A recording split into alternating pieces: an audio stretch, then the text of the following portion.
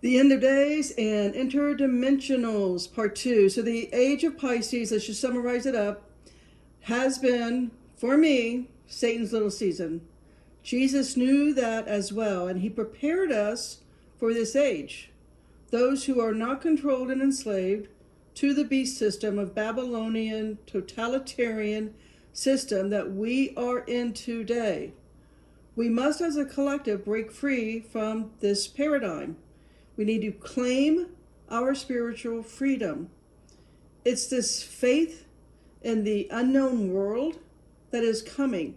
The age of Aquarius is, once again, I repeat, is now ascending, which we will be the age of Jesus on earth. At some point in there, that 1,000 years of peace, also called the Golden Age, right, with no government, no control, no anything, just peace and prosperity.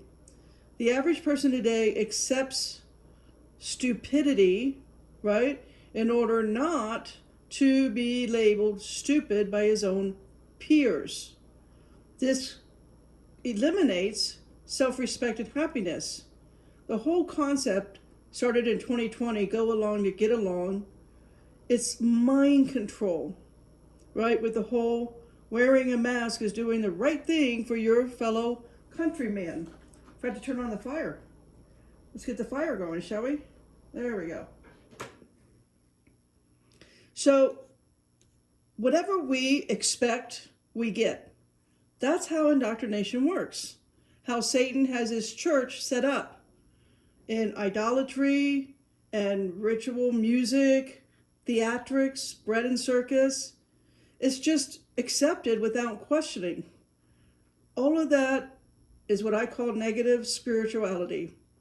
It's not a coincidence that the media constantly and persistently insist in associating anarchism and independent thinking with terrorism and criminality. That massive lie is keeping all of us collectively from waking up.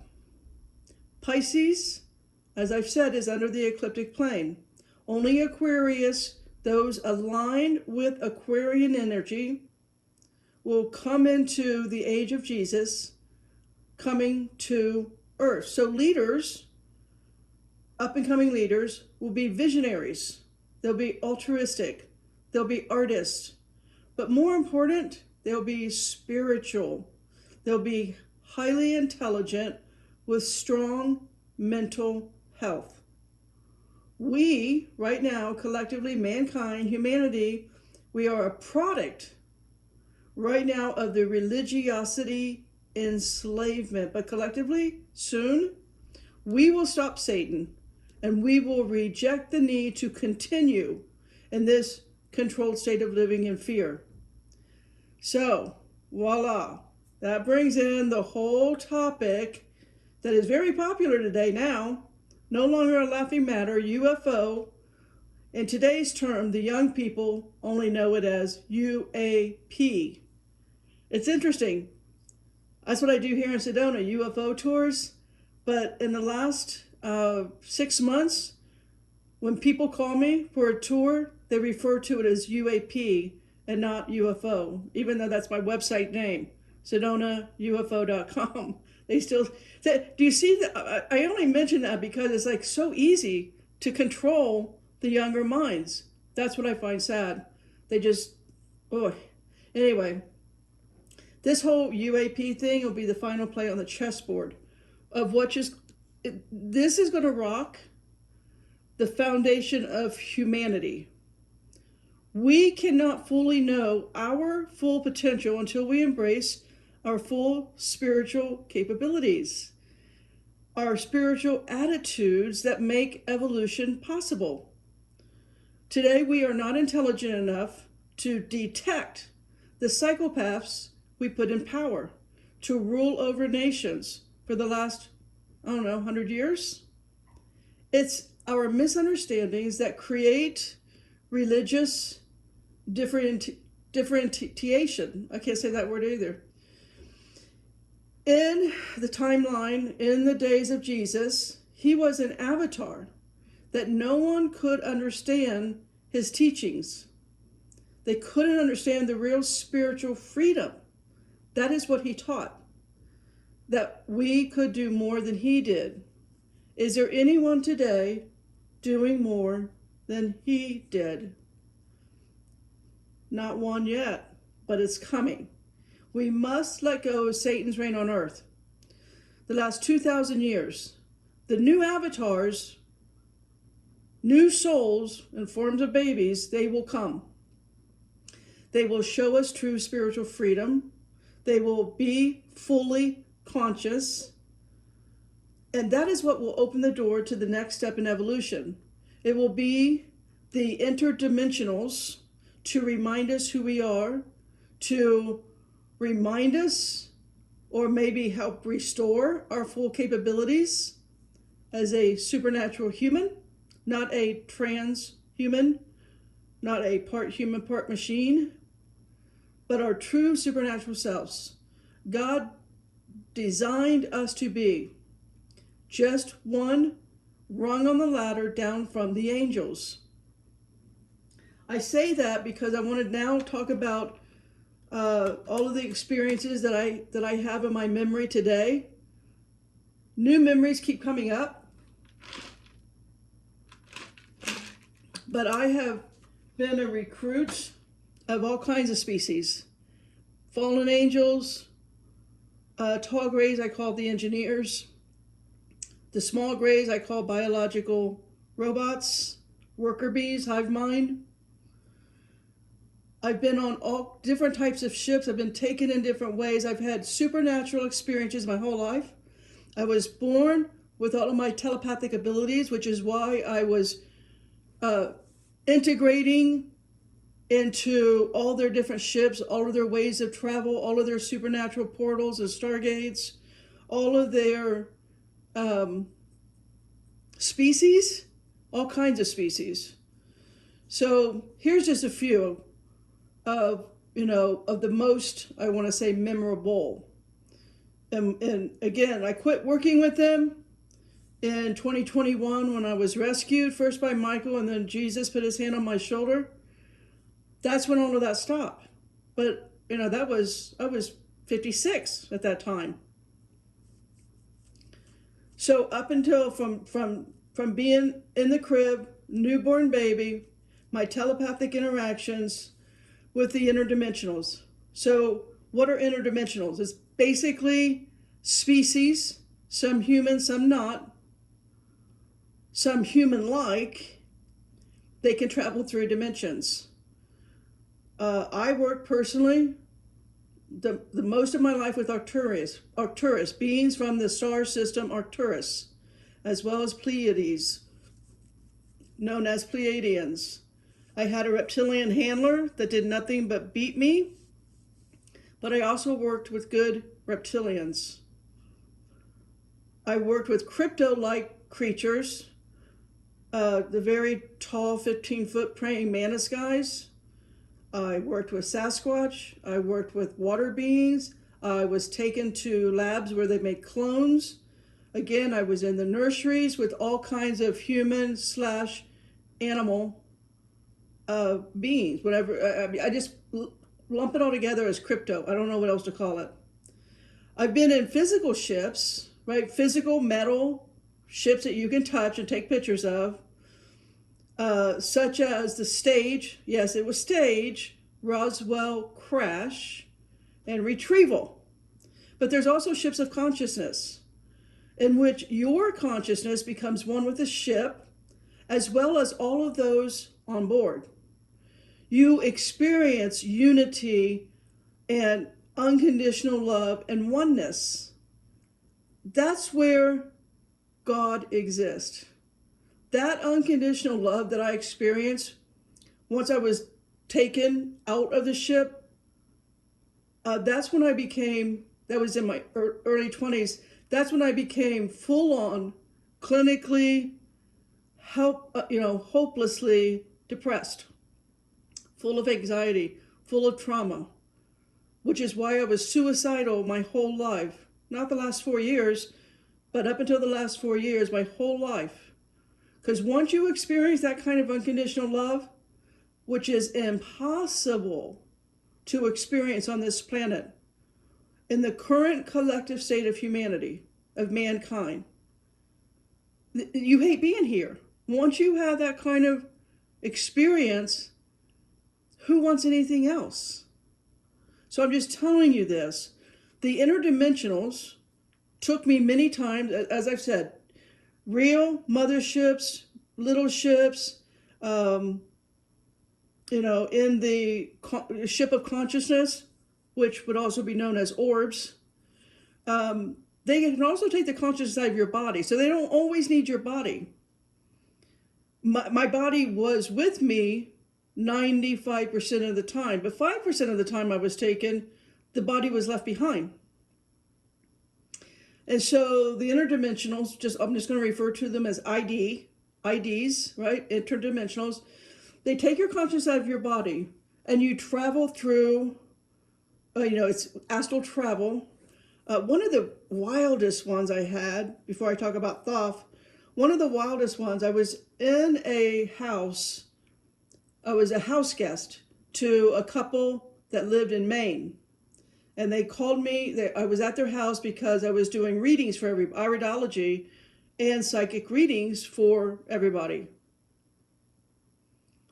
All of their friends in Maine. So I was there for 3 or 4 days. The first night I was there in the bedroom, and always when I'm in a new location, they always take me the first night. I'm not sure why exactly, but I'll just tell you this experience. All of a sudden I was awake and conscious, lying in a dark room, and I saw two of the gray beings beside me, and they said, we're going to take you. And I looked around the room hoping that, since it was a mansion that I was in Maine, this mansion I was in Maine was on a cliff overlooking the ocean, and I thought surely they have security cameras everywhere. Well, there wasn't a security camera, because I was hoping to finally get video evidence of, the Greys taking me. Anyways, it wasn't captured on camera. However, they took me out of body. They left my body in the bed. They took me out of body, and we flew over the cliff from this house into the ocean, and I was holding my breath. And I telepathically said to them, you realize I'm human, I'm going to have to breathe, and you've got me in water. I couldn't see protection around me. I wasn't aware of being in any type of craft. And of course they didn't answer me back, they never do. But then I breathed and realized, okay, cool, I can breathe underwater. Very natural for us to do that. Anyways, we went to the bottom within seconds, I was aware we were at the bottom of the ocean floor. And I was aware that there's nothing that lives down there. The dark and the cold, it's unbelievable. I was just aware, I didn't feel it. I was just aware of it. I only say this because we have to develop a spiritual awareness. We've got to get back to that. And when you're traveling in spiritual realms and you're working with the spiritual realms of living species, God made other species, all of this is, I don't know, do I want to say interesting? It is. It's more than just interesting. Anyway, we went through the ocean floor. We went through the bottom. And all of a sudden I was in this beautiful world.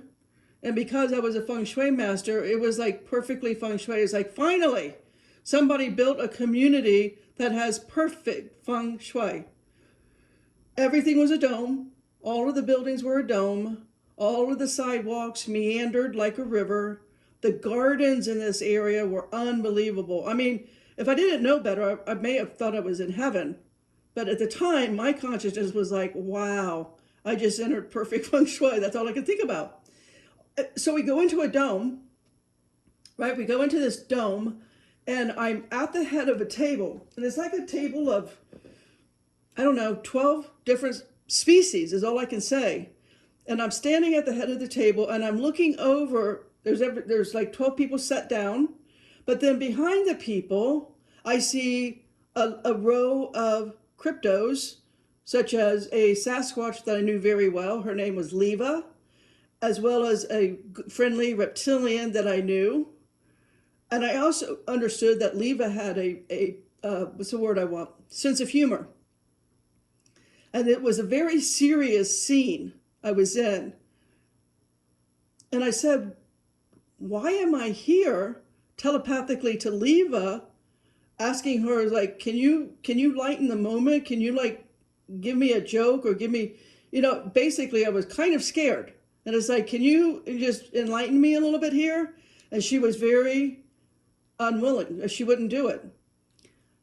So finally somebody opens the door, comes and gets me and walks me into the room of clones, of which they needed to know, will these clones pass as human? And I looked into their eyes, and it wasn't that they didn't have human markers. Like, I helped in the nurseries, I helped them, I guess I would say, adjust the eyes to more human markers. In other words, the hybrids, I would help them give the hybrids human markers, because I could see it in my mind, and they were able to transfer the thought image in my mind, because I know exactly what the eye looks like and all of the possible markers that are in an eye and what the meaning of that marker is, like photographic memory. They could take that image and change the eye in a second. And I would say, yeah, that you did it. That's good. But when I looked into the clone's eyes, I said, it's not that they don't have human markers. The problem is you can see they don't have a soul. There's no way you can put these things that were marching around me on the surface of the earth. Immediately they'll be known not to have a soul. So that was one experience. Another experience, twice I was taken by I'll just say another avatar of his timeline, right? Thoth was an avatar in his timeline in Egypt in a different age, prior to the age of Aries, which was before Pisces. Anyways, he was the avatar of his age. And so I've had incarnations with him. And so I'm still his student. I understood that when he came the first time and took me. And that experience, I'm not going to talk about right now, but the experience I'm going to talk about right now that's relevant to the series of videos I've been doing today is the second time he took me, I was married at that time. So Tom got to witness it. He saw me leaving my body. He was able to witness an energy came in and my soul, my consciousness was taken away and my body was left like a dead person. Obviously, I'm still breathing and my heart's beating, but there's nothing there. You can't wake me up. So he got to witness that.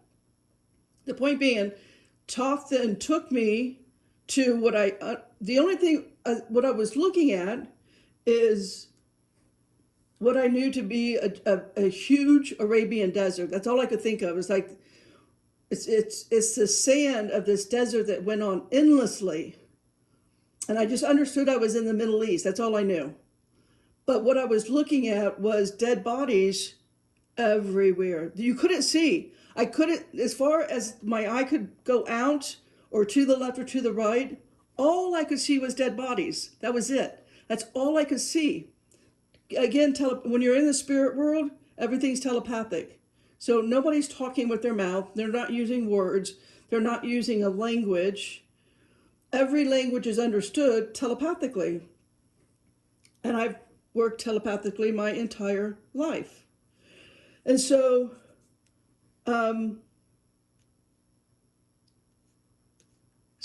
I was saying to Thoth, I don't understand. Why are we in this Arabian type desert? Why are you showing me nothing but basically like a sea or an ocean of dead bodies all over the land? It was horrific. And I kept asking that. I said, telling him, this has no meaning to me. I'm never going to live in the Arabian desert. I'm literally, it's like, this makes no sense that you came and took me for this scenery. Why are you doing this? Because again, I was traumatized by it. No one wants to see that many dead bodies. And finally, as he's leaving, we're leaving, and he said to me telepathically later, in your timeline, which I now know has been the last few months, right? Right now it's January 31, 2025. This whole study I've been doing is about 3 months long now. I now understand that what he was showing me was a scene that did occur during the Great Tribulation, 63 to 70 AD. He took me and I witnessed the actual Great Tribulation, thankfully not the actual battle and the killing, but the end result. So Thoth said, when you understand what you're seeing, I will again telepathically affirm and confirm to you that it is now your time to start a new path of being a voice on the coming age for the young minds of tomorrow. And he made it clear. He said, it's not going to be for the adults today, right? The adults today, they've already drank the Kool-Aid. But it's about higher consciousness coming in as we unravel the corruption, right? The corruption on the women that the sons of God began in Genesis 6, and on the corruption and the pollution and the modification and the dumbing down of our God-given DNA of God. So Thoth took me to affirm that when I started giving out the message that's going to go against 2,000 years of church age, I would be the only voice out there doing it. I would be the only one alive today that's going completely against how people interpret the Bible. And I'm not going to make any friends, not going to get more than 5 views, but I'm talking to the young soul, that supernatural being that's coming in, where AI will take this and archive it, and that soul will be directed to this probably 5 or 10-year-old video by now.